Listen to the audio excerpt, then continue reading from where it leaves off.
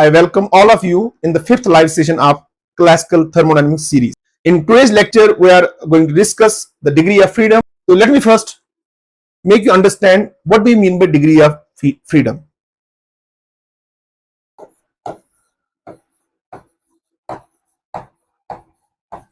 Degree of freedom.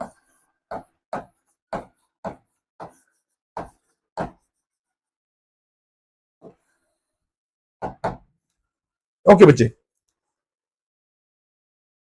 इससे पहले कि मैं आपके लिए डिफाइन करूं कि डिग्री ऑफ फ्रीडम किसको कहते हैं, let me first make you understand how you will write the energy expression of different types of molecules which behave ideally. ठीक है, तो let's discuss the first case.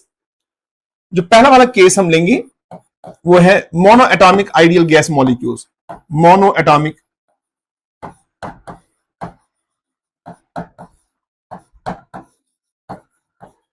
Ideal gas. Monoatomic ideal gas में जो हमारी examples हैं उसमें आएंगे Nobel gases. उसमें आएगा helium, helium gas, neon, argon, krypton and xenon and radon. Okay, अब जरा देखिए बेटे, गौर सुनने वाली बात है. तो ये प्रीवियस डिस्कशन हम कर चुके हैं कि मैं यहां इन गैस मॉलिक्यूल्स को मान के चल रहा हूं कि दे बिहेव आइडियली. इसका मतलब यहां आइडियली बिहेव करने का मतलब ये हुआ कि इनमें जो इंटरमॉलिक्यूलर फोर्स है, यानी अगर मैं हीलियम गैस कंसीडर करूं तो हीलियम मॉलिक्यूल का दूसरे हीलियम मॉलिक्यूल के साथ जो फोर्स है दैट इज इक्वल टू 0. अब उसको 0 करने से हमारा क्या मतलब है, हम जो इंटरमॉलिक्यूलर पोर्शन एनर्जी मान रहे हैं वो हम मान रहे हैं इक्वल टू 0. इसलिए हम मॉलिक्यूल्स की सिर्फ काइनेटिक एनर्जी को यहां डिस्कस करने जा रहे हैं.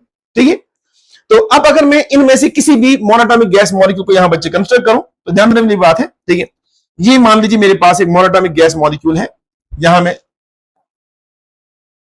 जो कि एक छोटा सा पॉइंट है. ठीक है, अब अगर मान लीजिए ये हमारे पास एक कंटेनर में है और मैं इस कंटेनर में मैं कार्टेशियन कोऑर्डिनेट सिस्टम ड्रा करूं like this. Let's call this X axis and let's call this z axis and let's call this y axis. Okay, अब ये जो मॉलिक्यूल है लेट्स से एक पर्टिकुलर टाइम पर ये इस डायरेक्शन में जा रहा था. ठीक है, अब समझने वाली बात है. अब अगर ये इस पर्टिकुलर डायरेक्शन में जा रहा है ना, ठीक है, इस इन अ वेसल एक पर्टिकुलर टाइम पर, तो हम ये आसानी के साथ यहां समझ सकते हैं कि हम इसकी वेलोसिटी को उस इंस्टेंट पर स्प्लिट कर सकते हैं 3 कंपोनेंट्स में. एक इसका कंपोनेंट बनेगा अलोंग एक्स एक्सिस, एक इसका कंपोनेंट बनेगा अलोंग वाई एक्सिस और एक इसका कंपोनेंट बनेगा अलोंग जी एक्सिस. ओके, ये तो पॉइंट नंबर 1 है. तो इसका मतलब ये हुआ कि ये जो हमारा मॉलिक्यूल है एट ए गिवन टेंपरेचर, इसके पास होगा translation kinetic energy along X axis, translation kinetic energy along Y axis and translation kinetic energy along Z axis. तो अब अगर मैं यहां इस मॉलिक्यूल की या फिर मॉलिक्यूल एक मॉलिक्यूल की मैं बात कर रहा हूं, एक मॉलिक्यूल की अगर मैं बात करूं, अगर मैं उसकी यहां एनर्जी एक्सप्रेशन लिखूं तो सबसे पहले आप बोलेंगे सर चूंकि मॉलिक्यूल ट्रांसलेट हो रहा है तो मैं कहूंगा इसकी एनर्जी बनेगी 1/2 मास of the molecule, that will B Vx². And दूसरा इसका जो काइनेटिक एनर्जी टर्म बनेगा, translation kinetic energy term, that will B 1/2 m इसका Vy². एंड तीसरा इसका बनेगा बच्चे 1/2 m Vz². ओके, अब यहां और एक बात जो समझने वाली है वो ये जरा देखिए बेटे. अब अगर मैं इस मॉलिक्यूल क्या इस मॉलिक्यूल के लिए हम ट्रांसलेशन काइनेटिक एनर्जी डिफाइन कर सकते हैं? पूरी बात सुनना, गौर से देखिए बेटे. तो अगर मैं ट्रांसलेशन काइनेटिक एनर्जी तो डिफाइन कर सकते हैं, वो तो हमने लिख दिया. ठीक है, क्या हम इस मॉलिक्यूल के लिए डिफाइन कर सकते हैं? ठीक है, रोटेशन काइनेटिक एनर्जी. तो रोटेशन काइनेटिक एनर्जी के लिए आपको सबसे पहले फिक्स करना पड़ेगा इसका रोटेशनल एक्सिस. ठीक है, जो इसके सेंटर ऑफ मास के थ्रू जाए. तो पूरी बात सुनने बेटे, क्योंकि हमारा जो गैस मॉलिक्यूल है वो एक पॉइंट पार्टिकल है. अगर मैं इसके लिए एक रोटेशन एक्सिस डालूं जो इसके सेंटर ऑफ मास के थ्रू जाए, तो यहां हम जानते हैं उस रोटेशन एक्सिस के इर्द गिर्द इसका जो मोमेंट ऑफ इनर्शिया बनेगा I, इसका जो मोमेंट ऑफ इनर्शिया बनेगा, लेट्स से मैंने एक्स एक्सिस लिया तो इसका जो मोमेंट ऑफ इनर्शिया बनेगा वो है इसका मास multiply by perpendicular distance from the mass from its from its axis of rotation. Okay, I times mr square. ठीक है, तो m है mass of this particle and r इसका परपेंडिकुलर डिस्टेंस है फ्रॉम द रोटेशनल एक्सिस। क्योंकि ये एक ही particle है और ये पॉइंट मास है, इसका जो r का वैल्यू है ना, r यहां जो है बेटे इसका जो r का वैल्यू है यानी perpendicular distance from the rotational axis, that is r is approximately equal to 0।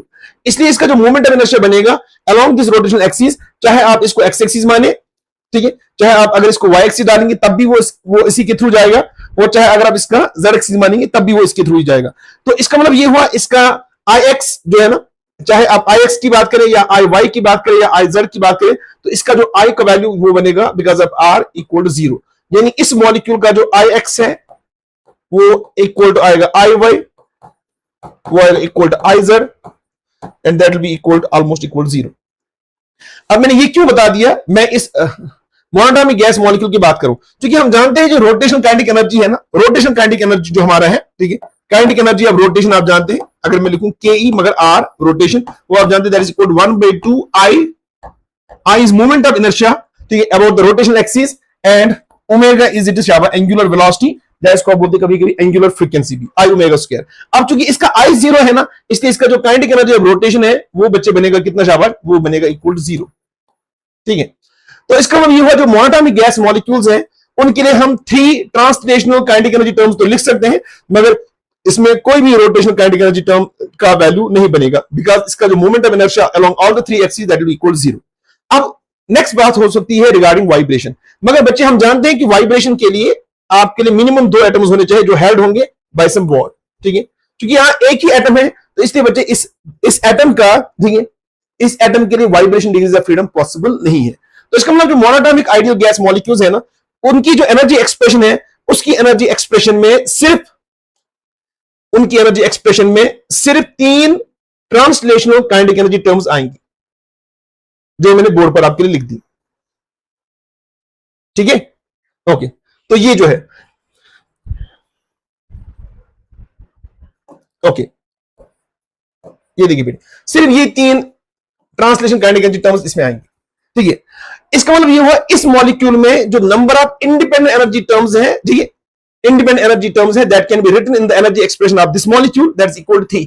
Each independent energy term in the energy expression of a molecule is called, इसको आप बोलते हैं डिग्री ऑफ फ्रीडम। तो इसका मतलब ये जो हमारे पास मोनोटॉमिक आइडियल गैस मॉलिक्यूल्स हैं उनके लिए हम डिफाइन करते हैं 3 डिग्रीज ऑफ फ्रीडम। ठीक है, ये इस तरीके से आप डिग्री ऑफ फ्रीडम जो डिफाइन करते हैं, बहुत सारी बुक्स में, बहुत सारी फिजिक्स की बुक्स में इस तरह से डिग्री ऑफ फ्रीडम डिफाइन करते हैं। हालांकि डिग्री ऑफ फ्रीडम को डिफाइन करने का और एक तरीका भी है जो मैं आगे चल के आपको समझाऊंगा। ठीक है, अभी मैंने डिग्री ऑफ फ्रीडम डिफाइन नहीं किया। ओके, अब जरा हम नेक्स्ट हम एग्जांपल लेते हैं,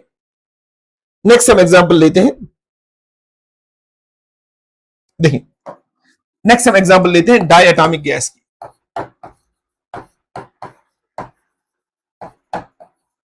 डायटोमिक गैस मॉलिक्यूल्स,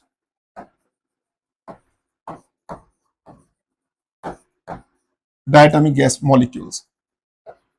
ओके, तो डायटोमिक गैस मॉलिक्यूल्स में, हाँ, मगर हम मान के चल रहे हैं कि इनका जो बिहेवियर है दैट इज आइडियल। जैसे इसमें आप ले सकते हैं, जैसे एग्जांपल के तौर पर आपके पास है N2 गैस है, ऑक्सीजन गैस है, फ्लोरीन गैस है F2, आपके पास Cl2 गैस है, कार्बन मोनोऑक्साइड गैस है,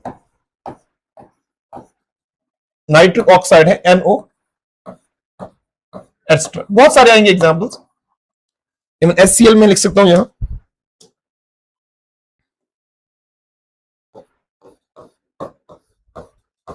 HCl गैस है, एक्सेट्रा। ओके, तो डायटोमिक गैस मॉलिक्यूल के बारे में बात करेंगे। आप अगर इसमें से किसी भी एक गैस को आप कंसीडर करेंगे, लेट्स से नाइट्रोजन, ठीक है, या लेट्स से फ्लोरीन F2, ठीक है, तो मैं यहां फ्लोरीन मॉलिक्यूल को लिखने जा रहा हूं। ठीक है, ये मान लीजिए मेरे पास एक फ्लोरीन एटम है जो दूसरे फ्लोरीन एटम के साथ जुड़ा हुआ है by means of single bond. ठीक है, अब गौर से देखिएगा बेटा। अब अगर हम इसकी एनर्जी एक्सप्रेशन लिखें तो मैं इसकी यहां से इसके नीचे यहां लिख देता हूं आपके लिए। तो इसका जो एनर्जी एक्सप्रेशन यहां बनेगा मॉलिक्यूल का, पहली बात तो ये है कि वो तो अब ऑब्वियस है कि ये वाला जो गैस मॉलिक्यूल है ये भी बीकर में जा सकता है along X axis, Y axis and Z axis. यानी जब ये ट्रांसलेट होगा तो हम इसकी जो वेलोसिटी है एक पर्टिकुलर टाइम पर उसकी 3 कंपाउंड्स कर सकते हैं along X axis, Y axis and Z axis. ठीक है बच्चे, ओके। तो देखिए जरा गौर सुनने वाली बात है। अब फिर मैं इसकी लिख सकता हूं अगेन, इसकी जो तीन ट्रांसलेशन का एक तो बनेगा 1/2 mvx square plus 1/2 mvy square and plus 1/2 mvz square. देखिए बच्चे 1/2 mvz स्क्वायर, ठीक है। तो इसमें तो पहले ये तीन ट्रांसलेशन काइनेटिक एनर्जी टर्म्स आ गई। अब जरा देखिए प्लस में करने जा रहा हूं, पूरी बात सुना। अब हम देखेंगे ये जो मॉलिक्यूल है ना, जरा इसको बच्चे तुम गौर से देखना। देखिए बेटे, अब मान लीजिए ये जो आपका मॉलिक्यूल है ना, ये जो आपका मॉलिक्यूल है ये एक बीकर में है। तो ऑब्वियस सी बात है, जब आप बीकर की बात करेंगे ना या किसी कंटेनर की बात करेंगे, उसमें एक ही मॉलिक्यूल तो नहीं है ना बेटे, बल्कि एक से ज्यादा है। तो उनके दरमियान रैंडमली कोलिजन होते हैं। तो क्या ये पॉसिबिलिटी है कि कोई मॉलिक्यूल इसको यहां से, इस फ्लोरीन एटम को किसी पर्टिकुलर टाइम पर यहां से हिट करे, ये ट्रांसलेट भी हो रहा है साइमल्टेनियसली, और पीछे से इसको और यहां हिट करे। तो यानी जैसे इस तरह से, जैसे मेरा मार्कर है, कोई इसको यहां से हिट कर रहा है और उसी टाइम पर यहां से भी इसको हिट कर रहा है, यानी इस पर, इनके दो एंड्स पर हम फोर्स एक्सर्ट कर रहे हैं, एक ये और एक ये। तो इस पर एक्ट कर रहा है टॉर्क, और उस टॉर्क की वजह से ये रोटेट हो सकता है, ठीक है। इसलिए हम इसके लिए आसानी के साथ डिफाइन कर सकते हैं, ठीक है, रोटेशन। तो उसके लिए हम फिक्स करूंगा इसका पहले रोटेशन एक्सिस। तो एक पॉसिबिलिटी ये है, ठीक है, मैं यहां से डाल रहा हूं इसका, लेट्स कॉल दिस, ये मैंने इसके सेंटर ऑफ मास, इसका सेंटर ऑफ मास चूंकि दोनों मास पॉइंट्स आइडेंटिकल हैं, तो इसका सेंटर ऑफ मास इस सिंगल बॉन्ड के बीच में होगा। लेट्स से ये जो हमारा रोटेशन एक्सिस है, लेट्स कॉल दिस, ये है z एक्सिस, ठीक है।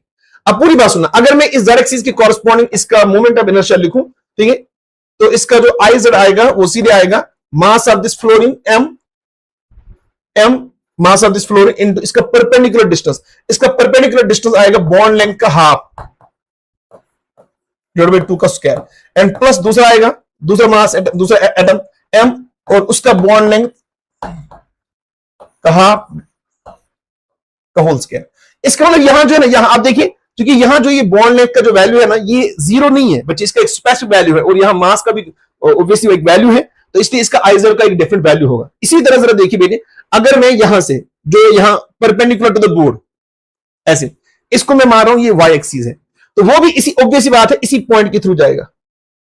गौर से देखिएगा, तो अगर ये इसकी पॉइंट के थ्रू जाएगा, मैं इसको बोलूं आई वाई। तो अगेन अगर आप देखेंगे आई वाई जो है ना, इस पॉइंट को देख लीजिए बच्चे, इसका भी जो डिस्टेंस है ना इस फ्लोरीन एटम का, वो आएगा बॉन्ड लेंथ डिवाइडेड बाय 2, और यहां भी आएगा वो बॉन्ड लेंथ डिवाइडेड बाय 2। इसका मतलब इसका जो आएगा moment of inertia along y axis, that will B m into m is mass of one atom of fluorine, bond length का हाफ का स्क्वायर, एंड प्लस इसका जो आएगा m, और ये आएगा बॉन्ड लेंथ का हाफ का स्क्वायर। आप बोलेंगे सर क्या इसका फिर आई वाई और आइजर बराबर है? The answer is yes. इसका आई वाई और आइजर का जो है ना वैल्यू है इस मॉलिक्यूल का वो सेम है।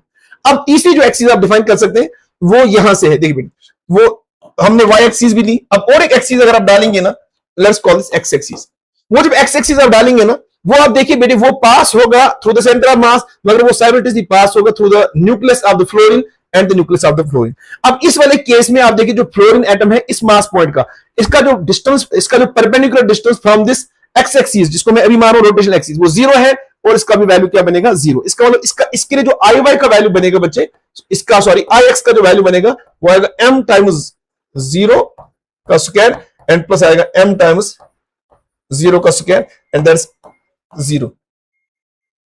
ठीक है, इसका मतलब ये हुआ कि इस मॉलिक्यूल की रोटेशन को फिक्स करने के लिए आपको दो ही कोऑर्डिनेट्स दरकार पड़े, एक पड़ा z कोऑर्डिनेट और एक पड़ा y कोऑर्डिनेट। अब ये चूंकि आपने इस एक्सिस को माना था, मैंने इस एक्सिस को माना था, कौन सा, इसको मैंने माना था इंटरन्यूक्लियर एक्सिस, ठीक है, तो आप z को भी मान सकते हैं, तो वो आपकी चॉइस है, लेकिन मैंने, ठीक है, तो मैं फिर इसका बोलूंगा इसकी जो रोटेशन की फ्रीडम बनेंगे वो बनेगा 1/2, वो बनेगा 1/2 आई वाई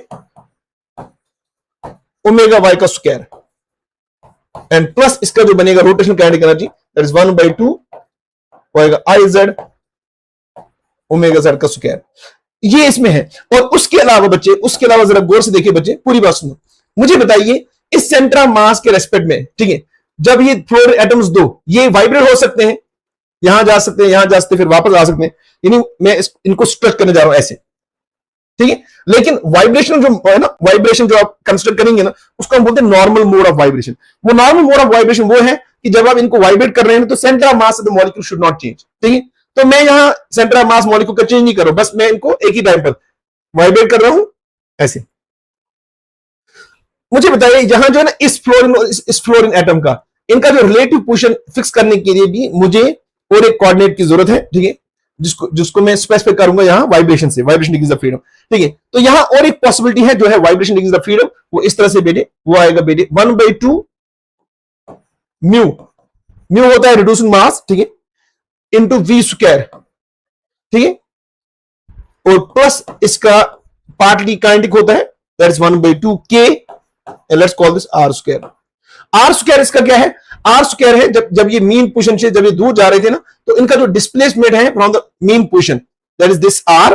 तो ये वाला जो टर्म है इसमें, ये वाला होता है इसका पोटेंशियल एनर्जी, और ये वाला जो इसका होता है ये है काइनेटिक एनर्जी। ठीक बच्चे, अब आप ये जानते हैं कि जब ये दोनों एटम्स एक्सट्रीम पोजीशन पर होंगे ना, तब टोटल एनर्जी ऑफ वाइब्रेशन होगा only in the form of potential energy, और जब ये मीन पोजीशन पर होंगे तब टोटल एनर्जी जो इनका होगा वो होगा in the form of kinetic energy. लेकिन अगर आप किसी और पोजीशन को कंसीडर करेंगे तो इनकी जो एनर्जी है ना, उसको आप लिख सकते हैं वो पार्टली काइनेटिक है और पार्टली शाबाश पोटेंशियल एनर्जी है।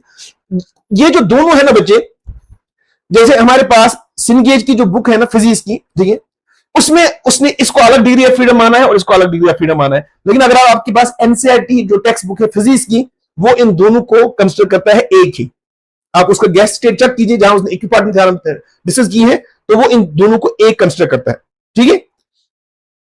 तो उसका वजह ये है क्योंकि ये इंडिपेंडेंट नहीं है, बल्कि इनका कंटिन्यूअसली एक दूसरे में कन्वर्शन होता रहता है, ठीक है। आई होप सो ये बात समझ आई। अब पूरी बात सुनना, इसका मतलब जो डायटोमिक गैस मॉलिक्यूल है ना, डायटोमिक गैस मॉलिक्यूल में कितने इंडिपेंडेंट एनर्जी टर्म आप लिख सकते हैं? 3 ट्रांसलेशन इंडिपेंडेंट एनर्जी टर्म लिख सकते हैं, 2 रोटेशन लिख सकते हैं और 1 वाइब्रेशन लिख सकते हैं। ये जो number of independent energy terms है in the energy expression of a molecule, इनको बोलते हैं डिग्रीज ऑफ फ्रीडम। तो हम कह सकते हैं कि जो डायटोमिक गैस मॉलिक्यूल है उसमें 3 ट्रांसलेशन डिग्रीज ऑफ फ्रीडम है, 2 रोटेशन डिग्रीज ऑफ फ्रीडम है और 1 शाबाश वाइब्रेशन डिग्रीज ऑफ फ्रीडम है, ठीक है। ओके, अब जरा गौर से देखिए, मैं इसको थोड़ा सा और एक एग्जांपल से समझाऊं, फिर हम इस वाइब्रेशन डिग्रीज ऑफ फ्रीडम को समराइज करेंगे,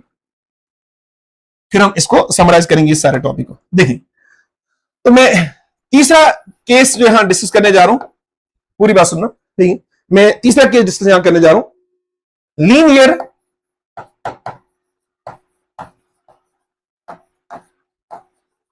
ट्राई एटॉमिक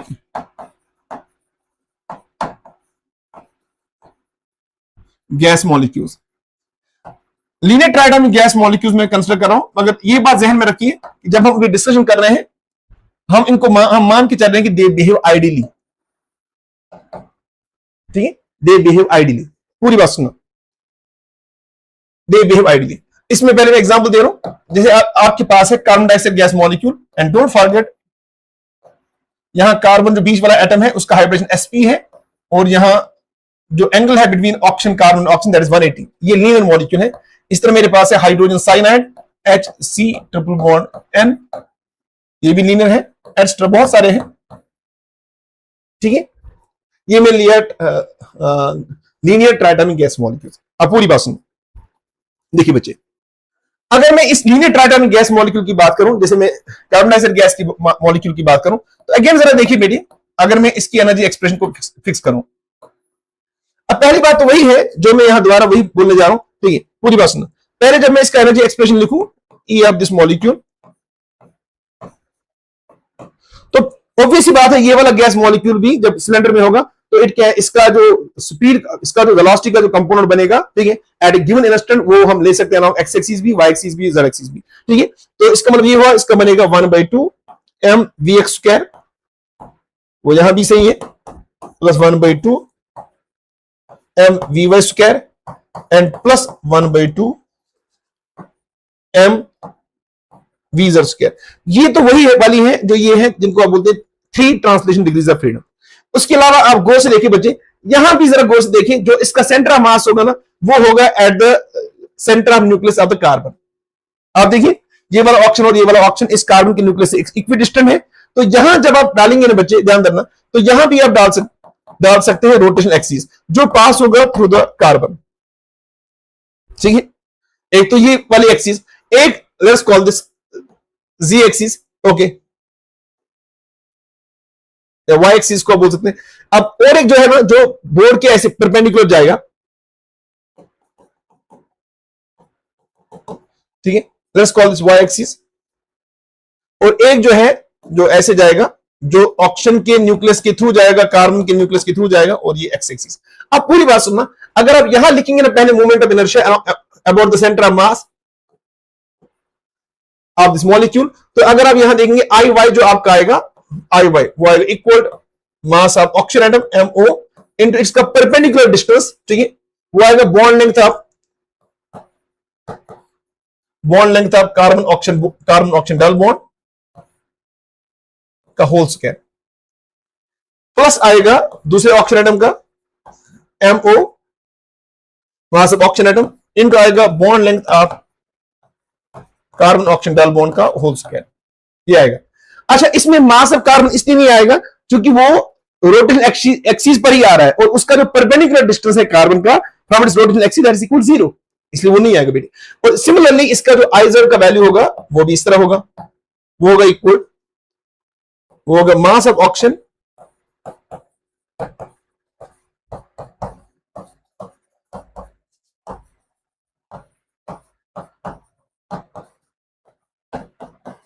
ओके, ये देखिए। लेकिन अब जरा देखिए आई एक्स जब आप कंसिडर करेंगे ना ये रोटेशन एक्सिस, तो आप जरा देखिए बेटे, इस रोटेशन एक्सिस पर ऑक्सीजन भी लाई करता है, कार्बन भी लाई करता है, और शाबाश ये वाला ऑक्सीजन भी लाई करता है, उनका perpendicular distance from the axis equal 0, तो इसलिए इसका यहां जो आई एक्स का वैल्यू बनेगा वो बनेगा इक्वल 0। तो इसका मतलब यहां भी हम दो ही rotation kinetic energy terms consider करेंगे, एक होगा 1/2 आई एक्स ओमेगा एक्स का स्क्वायर एंड प्लस आएगा 1/2 आई वाई ओमेगा वाई का स्क्वायर। और उसके अलावा पूरी बात सुनना बच्चे, अब ये वाइब्रेट हो सकता है, लेकिन चूंकि आप देखिए यहां देखिए यहां बॉन्ड जो है ना वो एक से ज्यादा है, इसलिए इसमें वो एक तो है सी डबल बॉन्ड ओ और दूसरा भी है सी डबल बॉन्ड ओ, ठीक है। अब प्रीवियसली मैं ये आपको बता चुका हूं कि जब आप कंसिडर करते हैं ना बॉन्ड बिटवीन टू एटम्स, तो bond between what do you mean by bond between two, what do you mean by colon bond between two atoms या bond between two atoms. Bond जो हम डिफाइन करते हैं between two atoms वो है the resultant attractive force which holds the two atoms together. जब मैं word use करना the resultant attractive force which hold the two atoms together, इसका मतलब ये हुआ उन दो एटम्स के दरमियान जो ऑपरेटिव फोर्स है वो सिर्फ अट्रैक्टिव नहीं है, बल्कि वहां अट्रैक्टिव फोर्स भी है, रिपल्सिव फोर्स भी है। और उसका लॉजिक सिंपल है, एक एटम में जो प्रोटॉन्स हैं, ठीक है, वो दूसरे एटम के प्रोटॉन्स को रिपेल करेंगे, उसी टाइम पर एक एटम के जो इलेक्ट्रॉन्स है वो दूसरे एटम के इलेक्ट्रॉन्स को रिपेल करेंगे।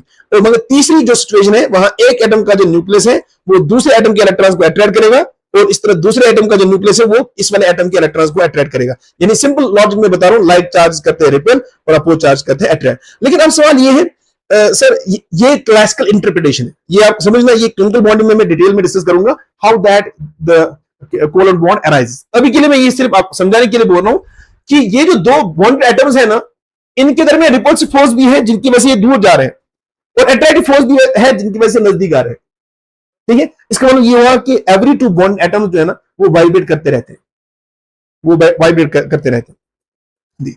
आप बोलेंगे सर मगर हम तो ये जानते हैं ना कि वाइब्रेट तो होंगे जब टेम्परेचर का कुछ वैल्यू होगा।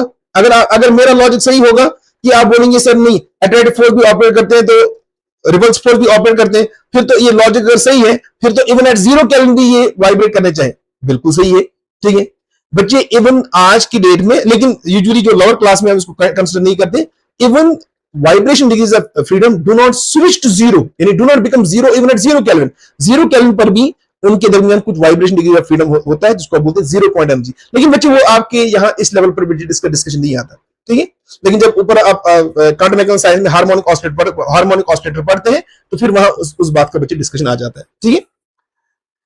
अभी के लिए जो मैं बात करने जा रहा हूं, यानी कहने का मतलब है इसमें एक से ज्यादा vibration degrees of freedom possible है, ठीक है, वो मैं आपको बताऊंगा, ठीक है। इसमें टोटल 9 डिग्रीज ऑफ फ्रीडम है, वो मैं आगे समझाऊंगा कैसे कितने हैं। इसमें बच्चे 4 वाइब्रेशन डिग्रीज ऑफ फ्रीडम है, यानी 4 इसमें है 1/2 mu is reduced mass into V square and plus 1/2 K are square, ठीक है। अब देखो ये मैं यानी इसमें अगर आप इसकी एनर्जी एक्सप्रेशन लिखते हैं ना, तो इसमें कितने energy terms, independent energy terms हैं? 3 है ट्रांसलेशन काइनेटिक एनर्जी टर्म्स, 2 है रोटेशन काइनेटिक एनर्जी टर्म्स, और 4 है वाइब्रेशनल काइनेटिक एनर्जी टर्म्स, ठीक है। तो इसमें जो टोटल डिग्रीज ऑफ फ्रीडम फिर मॉलिक्यूल की बनेंगी वो बनेंगी शाबाश 9, ठीक है बेटे, ओके। इसको आगे ले जाते हैं थोड़ा सा इस डिस्कशन को। देखिए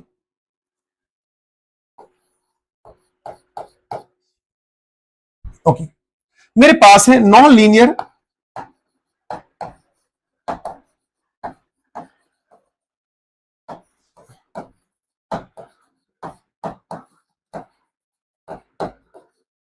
triatomic gas molecules, non linear triatomic gas molecules. Okay, जैसे इसमें एग्जांपल में आएगा, जैसे आपके पास ओजोन है, O2 गैस आपके पास है, सॉरी ओजोन O3 गैस आपके पास H2 है in the gas form, H2 and so on so fourth. अब जरा गौर सुनना, ठीक है, हम इस डिग्री ऑफ फ्रीडम के कंक्लूजन की ओर जा रहे हैं, पूरी बात सुनना। चले हम इसमें से एक एग्जांपल कंसिडर करते हैं। देखिए जैसे मैं यहां कंसिडर करने जा रहा हूं, जैसे वाटर मॉलिक्यूल को हम कंसिडर करते हैं। ओके देखिए बच्चे,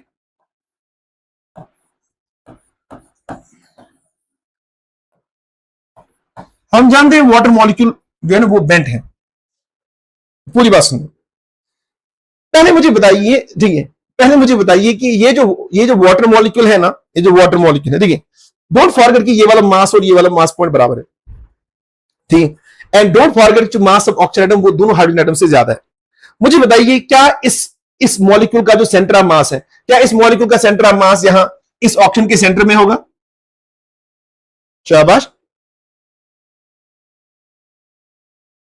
the answer is no, obvious सी बात है। हाँ लेकिन जरा देखिए बेटी, चूंकि यहां ये जस्ट लाइक दिस थिंग, अगर मेरे पास, आप पहले इसको समझिए बच्चे, ध्यान देना, ठीक है, अगर मान लीजिए ये होता, ये तीन ऐसे एटम्स होते जो आइडेंटिकल होते, ठीक है, तीन आइडेंटिकल्स होते, तीन आइडेंटिकल एटम्स होते जस्ट लाइक दिस, ऑक्सीजन, जैसे ओजोन मॉलिक्यूल की बात करूं, इन तीनों का जो है ना, क्योंकि एक ट्रायंगल बना रहे हैं, ठीक है, एक ट्रायंगल बना रहे हैं, इक्विलेटरल ट्रायंगल, तो इनका जो सेंटर ऑफ मास होता है वो यहां इस ट्रायंगल के सेंटर पर होता।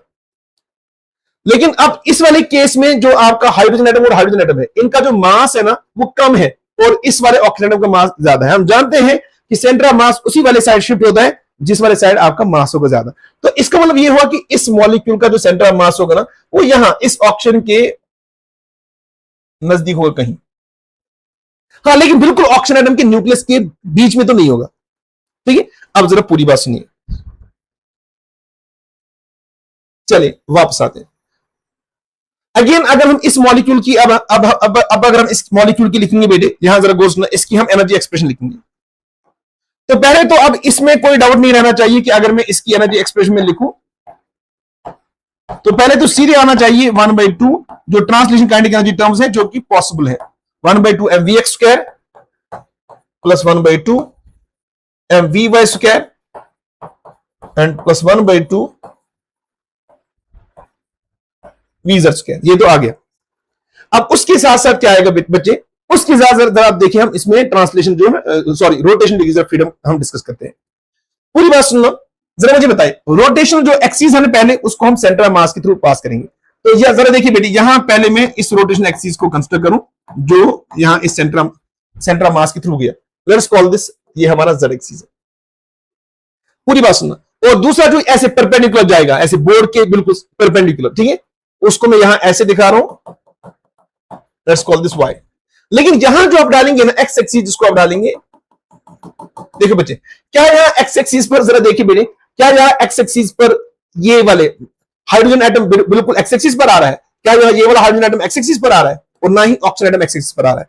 इसका मतलब यहां समझने वाली बात ये है कि यहां आई एक्स का भी कुछ वैल्यू होगा, ठीक है, और वो होगा नॉट इक्वल टू 0, और यहां आई वाई का भी कुछ वैल्यू होगा नॉट इक्वल टू 0, और यहां आई जेड का भी कुछ वैल्यू होगा जो होगा नॉट इक्वल टू 0। मेरा यहां टारगेट नहीं है कि मैं आपको इसका मोमेंट ऑफ इनर्शिया निकाल के दूं, निकाल सकते हैं, बहुत छोटी कोई बड़ी प्रॉब्लम नहीं है, बहुत आसान सी प्रॉब्लम है, हम इसको निकाल सकते हैं, ठीक है। लेकिन मैं आपको यहां समझाने जा रहा हूं, यहां आई एक्स का वैल्यू भी कितना आएगा, नॉट इक्वल 0, आई वाई भी नॉट इक्वल 0, आई जेड। तो इसका मतलब ये हुआ, अगर हमें इसकी रोटेशन डिफाइन करनी है ना, तो हमें एक बनेगा rotation energy term 1/2 I X omega X का स्क्वायर, एंड प्लस हमें मिलेगा 1/2 आई वाई ओमेगा वाई का स्क्वायर, एंड प्लस आएगा 1/2 आई जेड ओमेगा जेड का स्क्वायर एंड प्लस इसमें जो है ना बच्चे, अगेन क्योंकि यहां ऑक्सीजन और एच के दरमियान बॉन्ड है, ऑक्सीजन और एच के दरमियान बॉन्ड है, इनके दरमियान बच्चे वाइब्रेशन पॉसिबल है और इसमें 3 वाइब्रेशन डिग्रीज ऑफ फ्रीडम है। उसमें वो हो गया 1/2 mu V square and 1/2 K are square. इसको मैं एक वाइब्रेशन डिग्रीज ऑफ फ्रीडम मानता हूं। तो 3 इसमें अब देखो इस वाले केस में आपके पास 3 ट्रांसलेशन डिग्रीज ऑफ फ्रीडम है, ठीक है, और 3 रोटेशन डिग्रीज ऑफ फ्रीडम है और 3 वाइब्रेशन डिग्रीज ऑफ फ्रीडम है। अब जरा हम पहले डिग्री ऑफ फ्रीडम को डिफाइन करते हैं, पूरी बात सुनो।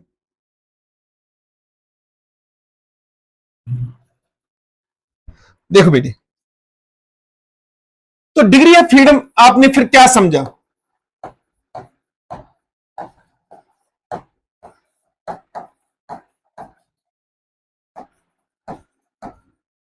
Degree of freedom,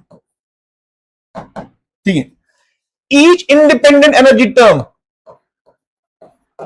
each independent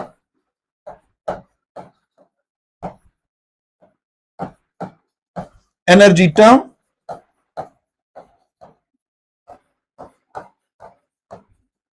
each independent energy term in the energy expression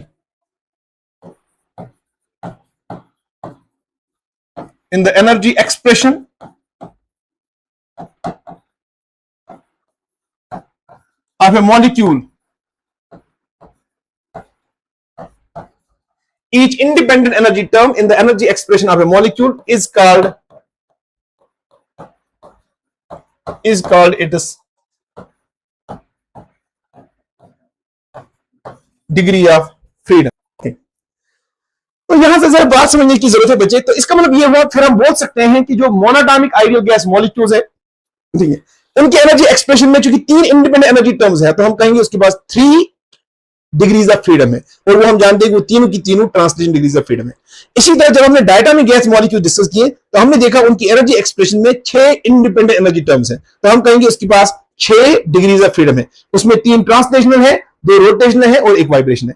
इसी तरह जब हमने देखा जो हमारे पास है लीनियर ट्राइटोमिक गैस मॉलिक्यूल्स, हमने देखा कि उनकी जो एनर्जी एक्सप्रेशन है उस हर मॉलिक्यूल की, उसमें 9 इंडिपेंडेंट एनर्जी टर्म्स है, तो हम कहेंगे उसके पास 9 डिग्रीज ऑफ फ्रीडम है। उसमें 3 ट्रांसलेशनल है, 2 रोटेशनल है और 4 वाइब्रेशन डिग्रीज ऑफ फ्रीडम है, ठीक है। और इस तरह हमने देखा जो नॉन लीनियर मॉलिक्यूल्स है, नॉन लीनियर जो हमारे पास है triatomic gas molecules, non linear triatomic gas molecules में आप देखिए बच्चे, again non linear triatomic gas molecules, ठीक है, उनमें भी आप देखिए, उनमें आपके पास जो है, आप देखिए आपके पास है टोटल जो आपके पास है वो 9 इंडिपेंडेंट एनर्जी टर्म्स है। उसमें 3 ट्रांसलेशनल है, 3 रोटेशनल है और 3 वाइब्रेशन है, तो हम कहेंगे उसके पास 9 डिग्रीज ऑफ फ्रीडम है, ठीक है। आई होप सो आपको ये बात समझ आएगी। अब देखिए, ये जो मैंने आपके लिए डिफाइन किया डिग्री ऑफ फ्रीडम, इस तरह से डिग्री ऑफ फ्रीडम डिफाइन किया है, ठीक है, इस तरह से डिग्री ऑफ फ्रीडम जो है ना वो डिफाइन किया है एससी वर्मा ने, ठीक है। ये डिफिनेशन जो मैंने ली है, ये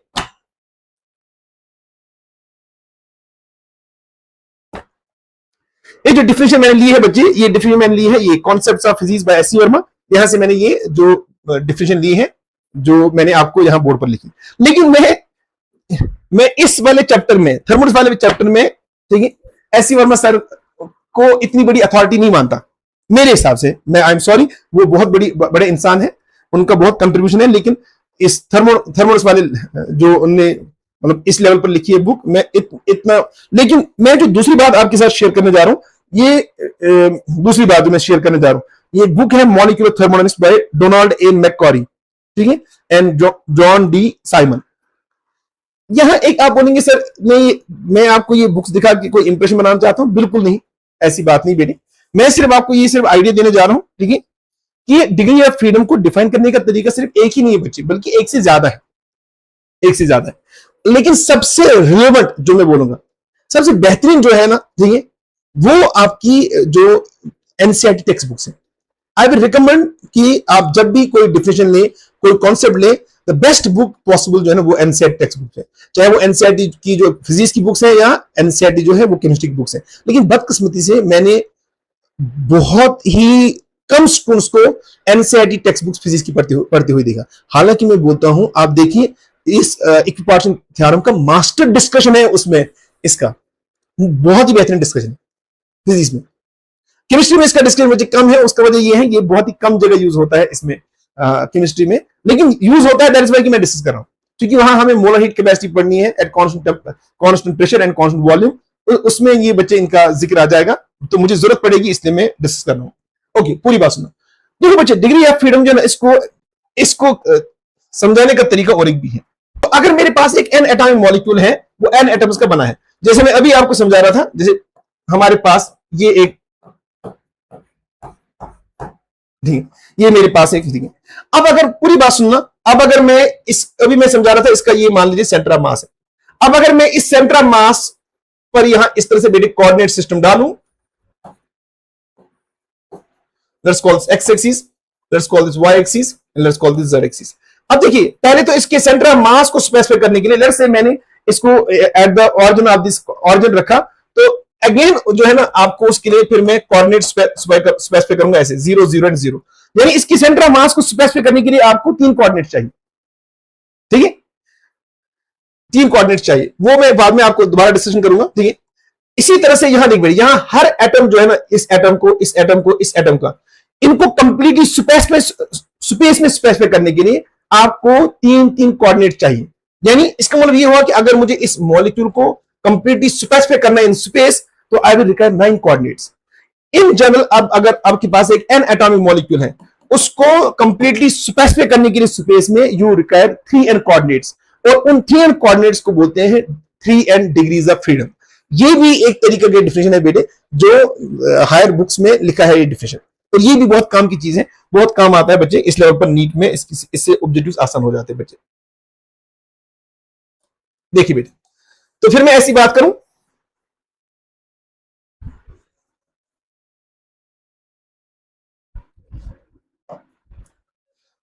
to completely specify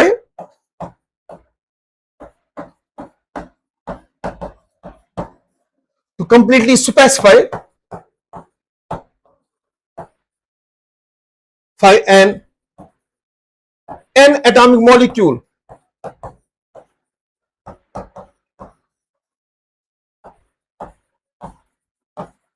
to completely specify an atomic molecule, we require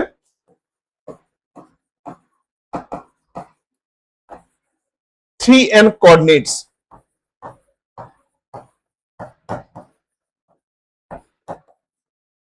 3n coordinates, and we say that molecule possesses 3n degrees of freedom. यानी ये जो 3n coordinates आपको रिक्वायरमेंट है, ठीक है, इसी को हम बोलते हैं कि इसके पास है बच्चे 3n degrees of freedom, 3n degrees of freedom, ठीक है। तो total degrees of freedom 3n है। अब पूरी बात सुनना जो मैं बताने जा रहा हूं।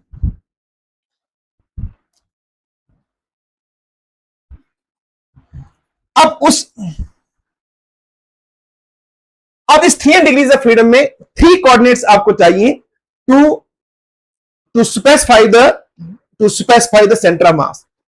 यानी अगर आप सेंटर ऑफ मास जो ना, जब सेंटर ऑफ मास मॉलिक्यूल का ट्रांसलेट होगा along X axis, Y axis, Z axis, तो उसकी ट्रांसलेशन मोशन को स्पेसिफाई करने के लिए सेंटर ऑफ मास जो है ना, सेंटर ऑफ मास की जो ट्रांसलेशन मोशन को स्पेसिफाई करने के लिए आपको 3 कोऑर्डिनेट्स चाहिए, और उनको आप बोलते हैं 3 ट्रांसलेशन डिग्रीज ऑफ फ्रीडम। ये जो 3 कोऑर्डिनेट्स आपको चाहिए to specify the velocity of the centre of mass of the molecule, ठीक है, उन 3 कोऑर्डिनेट्स को आप बोलते हैं ट्रांसलेशन डिग्रीज ऑफ फ्रीडम। और ये आप जानते हैं मोनोटॉमिक गैस के लिए भी होगा, डायटोमिक गैस के लिए भी होगा, और ट्राइटोमिक गैस के लिए भी होगा। बहुत सिंपल सी बात मैंने बोल दी, ठीक है भाई। तो इसका मतलब ये हुआ कि इन तीन में 3n डिग्रीज ऑफ फ्रीडम है, 3n डिग्रीज तो टोटल होगी, तो 3 हमेशा में चाहिए, उसमें आपको 3 कोऑर्डिनेट चाहिए,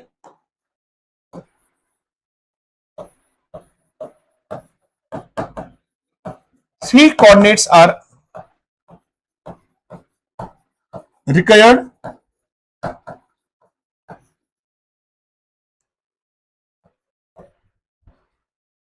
to specify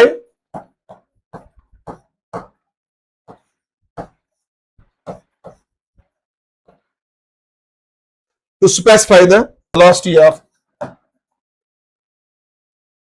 center of mass of the molecule. और ये हर मॉलिक्यूल के लिए सही है बच्चे। इन तीनों को बच्चे बोलते हैं 3 ट्रांसलेशनल डिग्रीज ऑफ फ्रीडम। ठीक है, ओके, गौर सुनना। उसके अलावा बच्चे गौर सुनना, उसके अलावा देखिए बेटे, अगर हमारे पास डायटाइम मॉलिक्यूल है,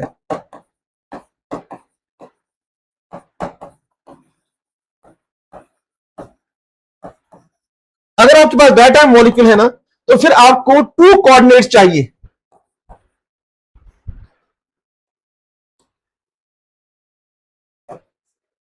दो ही कोऑर्डिनेट्स चाहिए to specify the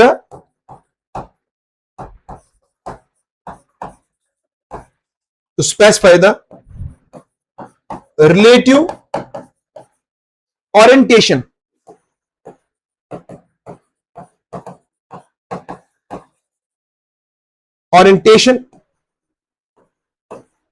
of atoms about its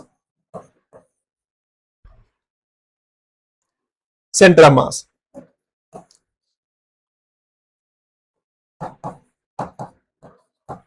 यानी जो जियोमेट्रिक पोजीशन अगर आपको फिक्स करनी है ना दो एटम्स का with respect to the centre of mass when they are rotating, तो ऊपर मैंने दिखाया कि वो दो ही कोऑर्डिनेट्स रिक्वायरमेंट हमें पड़ेंगे, उनको आप बोलते हैं कि हम बोलेंगे इसमें फिर दो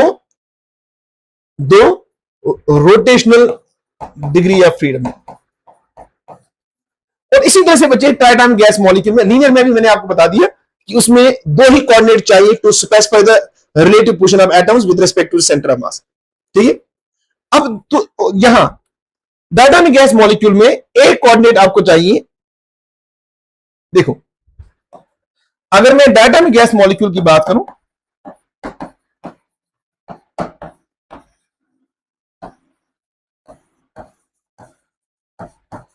अगर मैं डायटॉमिक गैस मॉलिक्यूल की बात करूं तो यहां देखिए बेटी, यहां जो इसका जो पोजीशन है ना विद रिस्पेक्ट टू दिस, इसको स्पेसिफाई करने के लिए आपको एक ही, यानी इनका जो रिलेटिव पोजीशन है with respect to each other, उसको फिक्स करने के लिए बच्चे आपको एक ही कोऑर्डिनेट चाहिए, तो उसको आप बोलते हैं, यानी relative position of two atoms को एक दूसरे के रेस्पेक्ट में फिक्स करने के लिए आपको एक कोऑर्डिनेट चाहिए, बीच में आप देखिए एक ही कोऑर्डिनेट चाहिए। तो उसको आप बोलेंगे कि इसके पास जो है ना, इसके पास बच्चे हम बोलेंगे इसके पास एक वाइब्रेशनल डिग्री ऑफ फ्रीडम, यानी इसके पास हम बोलेंगे एक वाइब्रेशनल डिग्री ऑफ फ्रीडम। ठीक है, तो जरा इस सारे डिस्कशन को हम कंक्लूड करते हैं। तो कंक्लूजन क्या है, अब अगर आपको ये बात समझ में आ गई,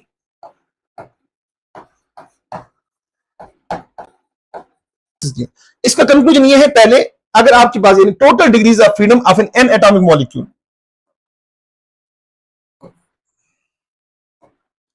टोटल डिग्रीज ऑफ फ्रीडम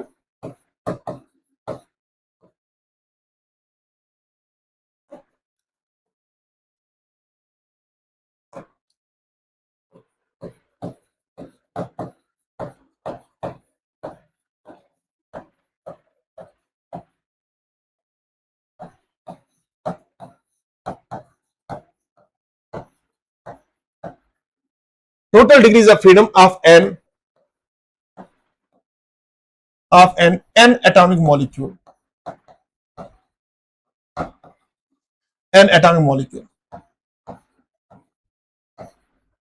वो कितनी है बच्चे, that is equal to 3 times n। n है कि आपके मॉलिक्यूल में कितने एटम्स हैं। ठीक है, टोटल डिग्रीज ऑफ फ्रीडम। ठीक है, ये पॉइंट नंबर 1। पॉइंट नंबर 2 देखिए बच्चे, हर मॉलिक्यूल में, every molecule poses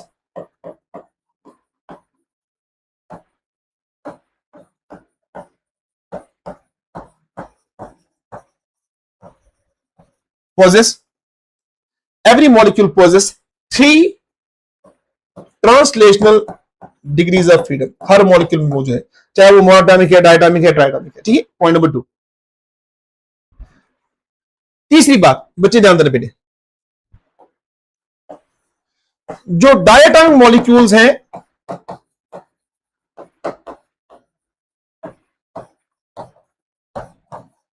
diatomic molecules and linear triatomic molecules.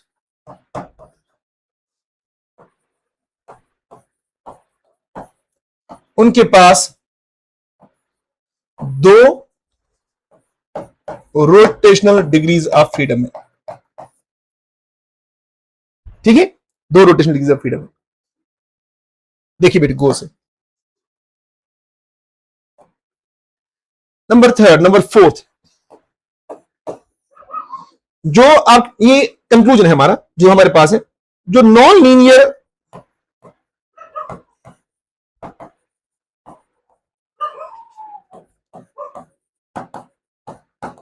Try atomic molecules हैं उनके पास है 3 rotational degrees of freedom.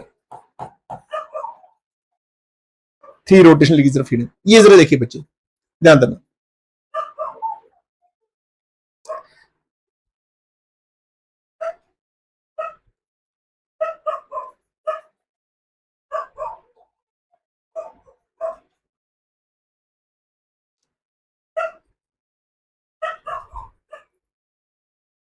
Okay, देखिए बेटे, और 0.5 जो मैं यहां लेके जा रहा हूं, पूरी बात सुनना। 0.5 जो मैं यहां लेके जा रहा हूं, जो वाइब्रेशनल डिग्रीज ऑफ फ्रीडम है, जो वाइब्रेशनल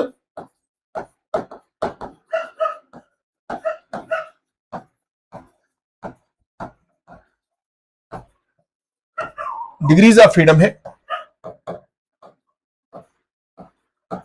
जो वाइब्रेशन डिग्रीज ऑफ फ्रीडम है, ठीक है, वो किसके बराबर है? वाइब्रेशन डिग्रीज ऑफ फ्रीडम जो आपके पास है, they are equal to total degrees of freedom है 3m minus translation degrees of freedom of a molecule कितने होंगे, and plus rotational degrees of freedom.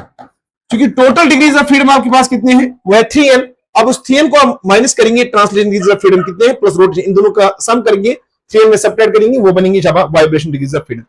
लेकिन यहां बहुत ही अहम पॉइंट है जो मैं आपको बताने जा रहा हूं।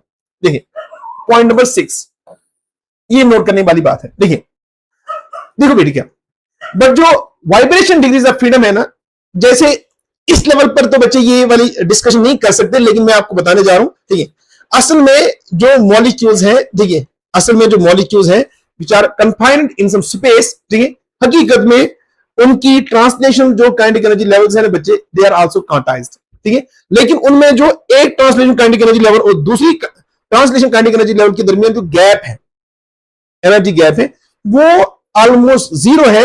और रूम टेम्परेचर पर मॉलिक्यूल्स के पास सफिशिएंट काइनेटिक एनर्जी होती है, वो almost every translation kinetic energy level को एक्सेस कर पाते हैं।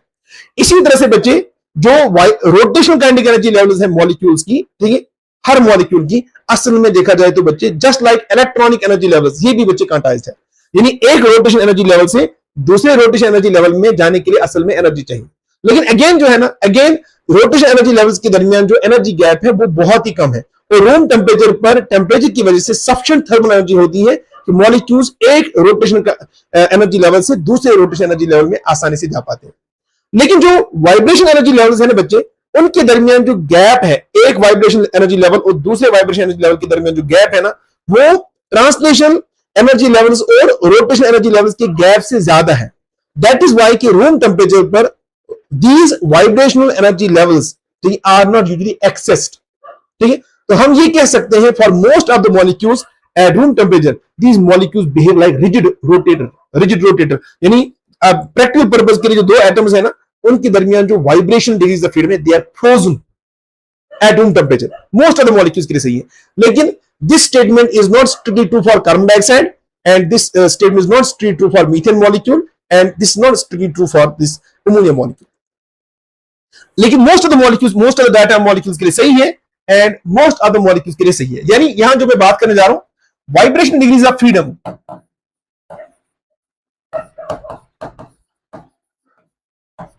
Vibration degrees of freedom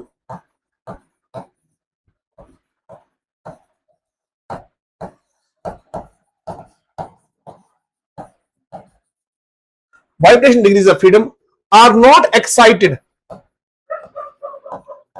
are not excited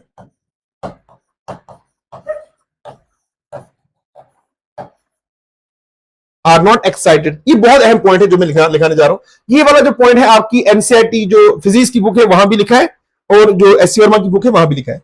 vibration degrees of freedom are not excited at room temperature, यानी लोअर टेम्परेचर पर।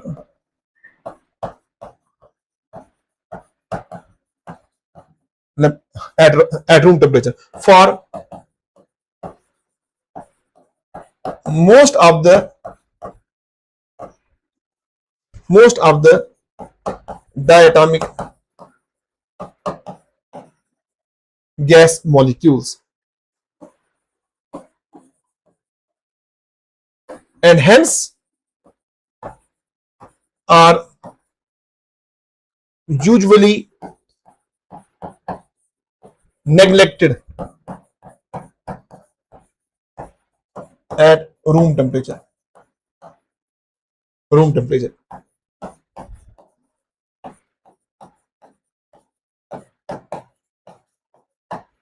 बच्चे लेकिन मेरी पूरी बात सुना। बट जो मोर हीट कैपेसिटी डेटा जो हमारे पास अवेलेबल है for carbon dioxide that suggest that even at room temperature one vibration degree of freedom, ठीक है, one vibration degree of freedom is excited. वो एक्सपेरिमेंटल डेटा हमें समझाता है। दैट इज वाई कि यानी यहां मैं वो लिख देता हूं आपके लिए, but experimental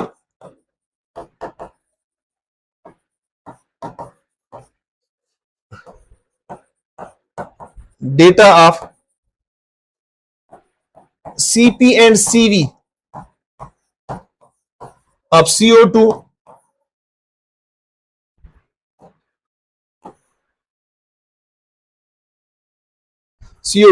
suggests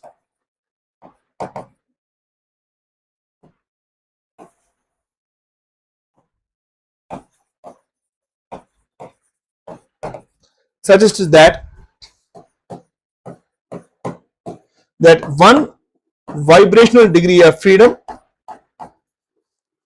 besides 3 translation degrees of freedom plus 2 rotational degrees of freedom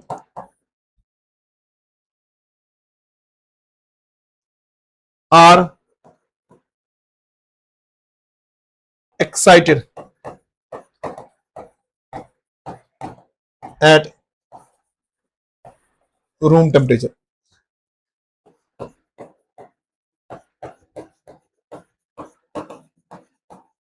यानी जो अगर है ना, अगर हम कार्बन डाइऑक्साइड का जो है ना, अगर हम कार्बन डाइऑक्साइड की वाइब्रेशन डिग्रीज ऑफ फ्रीडम को नेगलेक्ट करते हैं तो हमें रूम टेम्परेचर पर इसकी हम कंसीडर करते हैं 3 ट्रांसलेशन डिग्री ऑफ फ्रीडम और 2 रोटेशन। मगर जो इससे फिर हम इसका सीपी और सीवी एक्सप्लेन नहीं कर पाते उनका एक्सपेरिमेंट वैल्यू, इसलिए उसको कंप्लीटली एक्सप्लेन करने के लिए आप इसका 1 वाइब्रेशन डिग्री ऑफ फ्रीडम भी कंसीडर करते हैं इवन एट रूम टेम्परेचर। ठीक है बेटे, ये वाली बात मैं आपको बताने जा रहा हूं। अब पूरी बात सुनो जो हमने बात की। देखिए बेटे, देख ये मैंने डिग्रीज ऑफ फ्रीडम के बारे में आपको कुछ अहम बातें बता दी। ठीक है, अब अगर आपको ये सारी बात समझ आई है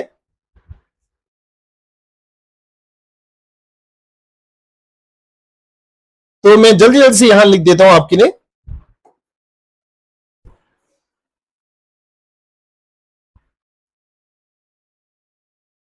ओके, मैं यहां से आपके लिए फिक्स कर देता हूं। मुझे मैं यहां से लिखने जा रहा हूं molecules, molecule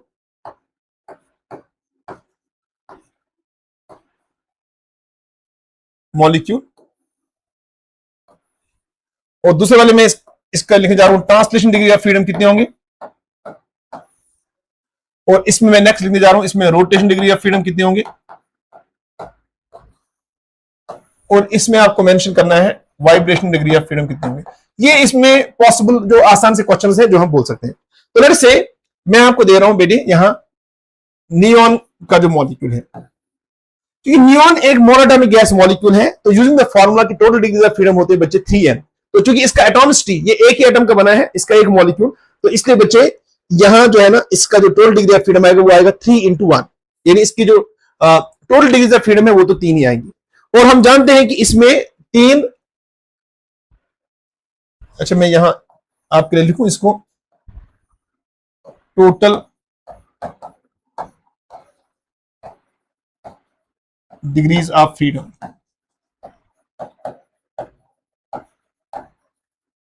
total degrees of freedom यहां कितने आएंगे बच्चे? शाबाश 3। और हम जानते हैं कि हर मॉलिक्यूल के लिए 3 ट्रांसलेशन डिग्रीज ऑफ फ्रीडम है। अब ऊपर मैंने बताया था, ठीक है। उसके बाद इसमें रोटेशन डिग्री ऑफ फ्रीडम 0 है, तो वाइब्रेशन भी कितना आएगा बच्चे? 0 आएगा। देखिए बेटे, दूसरी वाली बात करने जा रहे हैं। जैसे मेरे पास है, मैं लिखने जा रहा हूं, मेरे पास है H2 मॉलिक्यूल, हाइड्रोजन मॉलिक्यूल। अब हाइड्रोजन मॉलिक्यूल जो हमारा है बच्चे,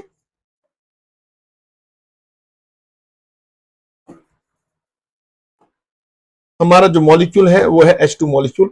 अब H2 मॉलिक्यूल जो हमारा है वो 2 एटम्स का बना है, तो टोटल डिग्रीज ऑफ फ्रीडम जो इसमें आएगा 3 into 2 दैट इज 6। अब उसमें से हम जानते हैं हर मॉलिक्यूल के पास 3 ट्रांसलेशन डिग्रीज ऑफ फ्रीडम होते हैं और 2 इसमें रोटेशन डिग्रीज ऑफ फ्रीडम होते हैं, ऑलरेडी एक्सप्लेन किया हुआ है, ठीक है। और फिर बचा कितना? 6 - 5 दैट इज 1, इसमें बचे होगा वाइब्रेशन डिग्री ऑफ फ्रीडम।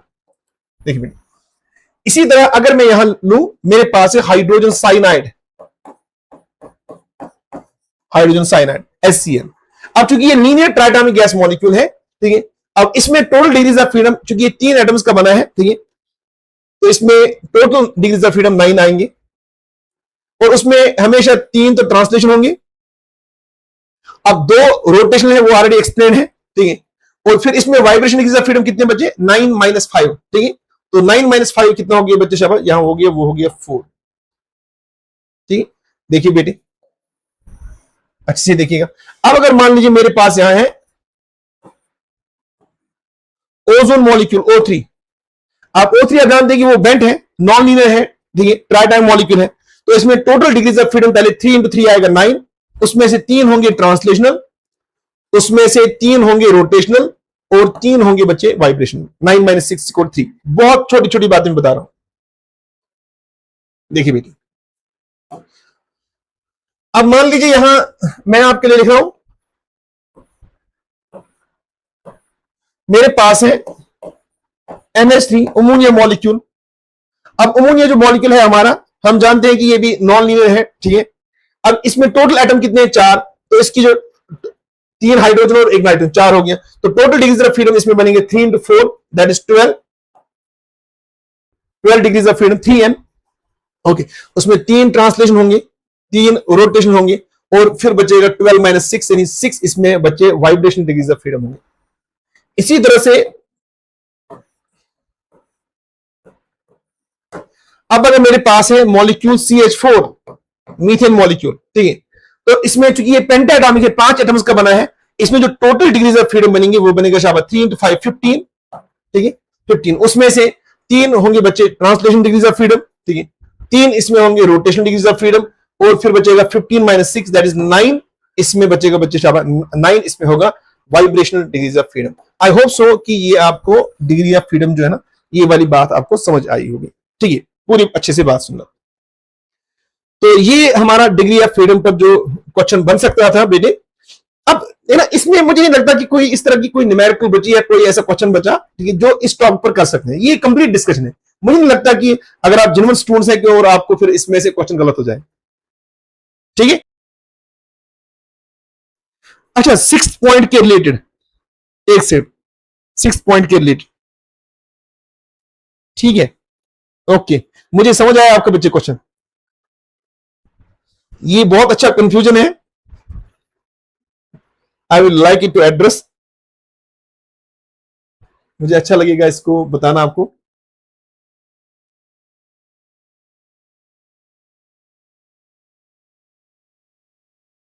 हाँ,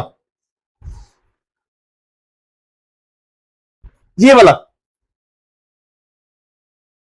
6 वाला पॉइंट जो मैं यहां डिस्कस कर रहा था, पहले इसको देख लो एक बारी।